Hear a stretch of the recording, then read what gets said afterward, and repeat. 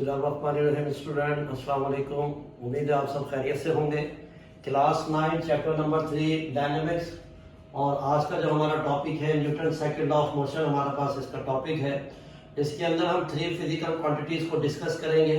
एक तो हमारे पास आएगी फोर्स, फिर एक्सेलरेशन और मास, और इन तीनों फिजिकल क्वांटिटीज की बुनियाद पर हम डेरिवेशन भी करेंगे।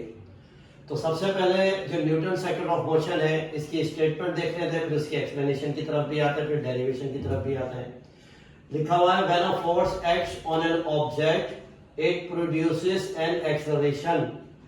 अब ये कह रहा है कि जब किसी भी ऑब्जेक्ट के ऊपर फोर्स लगेगी तो फोर्स लगने से उस ऑब्जेक्ट में एक्सेलरेशन प्रोड्यूस होगा in its own direction, which is directly proportional to the magnitude of the force and inversely proportional to the mass of the object। अब इसका मतलब क्या है कि जब किसी भी ऑब्जेक्ट के ऊपर फोर्स लगती है और फोर्स कंटिन्यूअसली उस ऑब्जेक्ट के ऊपर बढ़ती चली जाएगी, इंक्रीज होती चली जाएगी, तो उस ऑब्जेक्ट की वेलोसिटी भी बढ़ती चली जाएगी। जब उस ऑब्जेक्ट की वेलोसिटी कंटिन्यूअसली बढ़ती चली जाएगी तो उस ऑब्जेक्ट में फिर एक्सेलरेशन प्रोड्यूस होगा। और फिर आगे क्या देख रहे हैं हम कि जब एक्सेलरेशन की बात करते हैं तो acceleration is directly proportional to force, क्योंकि जब फोर्स बढ़ती है तो एक्सेलरेशन बढ़ता है, और जब फोर्स कम होगी तो ऑब्जेक्ट के एक्सेलरेशन के ऊपर भी फर्क आता है।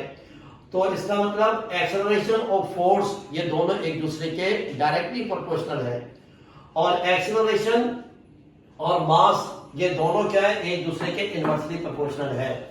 अगर एक्सेलरेशन ऑब्जेक्ट का इंक्रीज कर रहा है तो ऑब्जेक्ट का मास जो है वो कांस्टेंट रहेगा।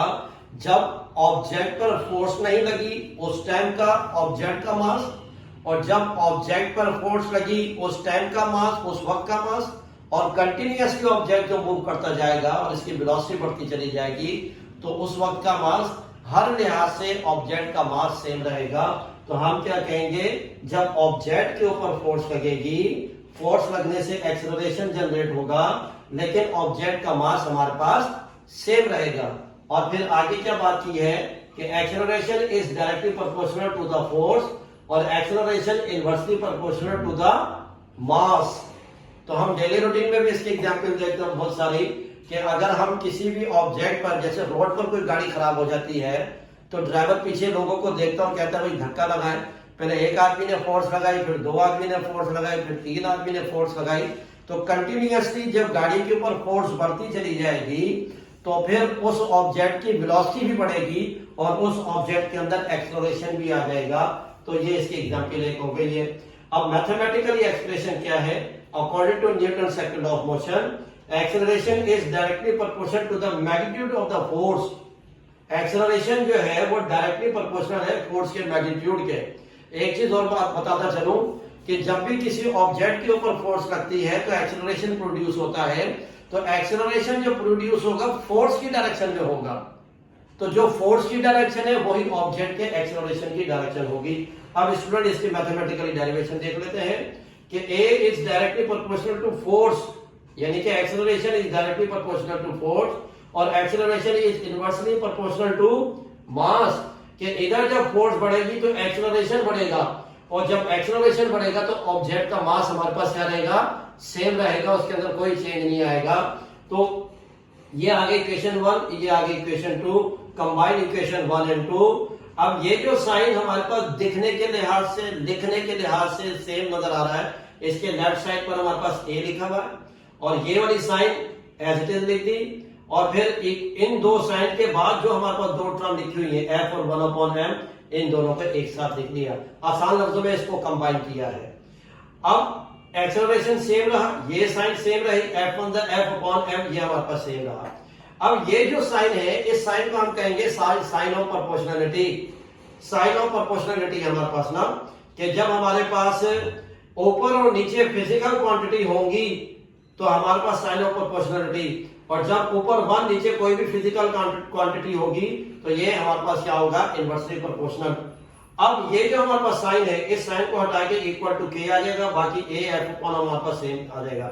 और के 1 है, के की जगह 1 लिखेंगे, ए और एफ अपॉन एम सेम आ जाएगा, F on the F upon M, ये ए एम डिवाइड हो रहा है, इससे आके मल्टीप्लाई हो जाएगा, तो F is equal to M है। तो ये न्यूटन सेकंड ऑफ मोशन की हमारे पास ये इक्वेशन भी आ गई, इसकी एक्सप्लेनेशन भी आ गई और इसकी एग्जाम्पल भी आ गई, ये इसकी जो है वो स्टेटमेंट है। अब आ जाते हैं Newton third law of motion. Newton third law of motion के अंदर हम जो बात करते हैं वो एक्शन और रिएक्शन की बात करते हैं, यानी कि एक ही ऑब्जेक्ट के ऊपर जो है वो एक्शन और रिएक्शन की हम बात कर रहे होते हैं।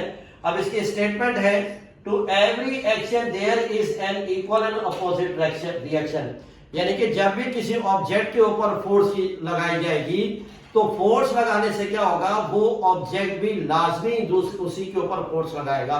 जैसे मैं इसके ऊपर फोर्स लगा रहा हूं तो ये पेन भी मेरे ऊपर जो है फोर्स लगा रहा है, तो मेरी फोर्स इसके ऊपर एक्शन होगी और इसकी फोर्स मेरे ऊपर क्या होगी, रिएक्शन होगी। रिएक्शन जो है ये फोर्स का मैग्नीट्यूड इसमें सेम रहेगा और इन दोनों का एक्शन और रिएक्शन, ये दोनों जो फोर्सेस हैं इन दोनों की डायरेक्शन हमारे पास अपोजिट रहेगी। अब इसकी जो एक्सप्लेनेशन है, consider two bodies A and B, हमारे पास टू ऑब्जेक्ट है A and B. If body A exert a force of body B, body A ने फोर्स लगाई बॉडी बी पर, तो ये फोर्स कराएगी F A B on body B which is called action. Body A ने body B के ऊपर force लगाई, इसको हम एक्शन कह रहे हैं। Then body B also exert a force F B A on body A which is called reaction. तो जब बॉडी ए बॉडी बी के ऊपर फोर्स लगाएगा, ऐसे ही बॉडी बी जो है बॉडी ए के ऊपर भी फोर्स लगाएगा। तो बॉडी ए ने जो बॉडी बी ने जो बॉडी ए के ऊपर जो फोर्स लगाई है वो हमारे पास कौन सी फोर्स कहलाएगी, वो रिएक्शन फोर्स कहलाएगी। अब जिस तरीके से अगर ये पेन रखा हुआ है किसी प्लेटफॉर्म पर, तो इस प्लेटफॉर्म पर दो फोर्सेस लग रही है, एक तो फोर्स ऑफ ग्रेविटी जो इसे नीचे पुल कर रही है वो एक्शन, और जो है एक इसकी तरफ से सरफेस की तरफ से इसके ऊपर फोर्स लग रही है। तो एट अ टाइम इसके ऊपर भी टू फोर्सेस लग रही हैं और दोनों फोर्सेस मैग्नीट्यूड के लिहाज से सेम है, लेकिन जो है वो डायरेक्शन के लिहाज से अपोजिट है। और फिर according to Newton third law of motion, action and reaction are equal but opposite in direction. Action और रिएक्शन दो फोर्स है, ये मैग्नीट्यूड के लिहाज से सेम होंगी लेकिन इन दोनों की डायरेक्शन एक दूसरे के अपोजिट होगी। अब एग्जांपल लिखा हुआ, while standing on ground the gravity pools you down against the ground pushes up against your feet. यानी कि जब हम ग्राउंड पर खड़े होते हैं, जिस तरीके से मैं भी इस वक्त खड़ा हुआ हूं, तो अर्थ क्या कर रही है, मुझे अपनी तरफ क्या कर रही है, अट्रैक्ट कर रही है, तो ये फोर्स ऑफ ग्रेविटी। लेकिन जिस जगह में खड़ा हुआ हूं वो भी मेरे ऊपर एक फोर्स लगा रही है, तो ये रिएक्शनल फोर्स होगी। तो दोनों फोर्सेस एक दूसरे के क्या है, अपोजिट है, मैग्नीट्यूड के लिहाज से सेम है। तो ये था स्टूडेंट आज का Newton second law of third law of motion. उम्मीद है स्टूडेंट समझ में आएगा। अस्सलाम वालेकुम।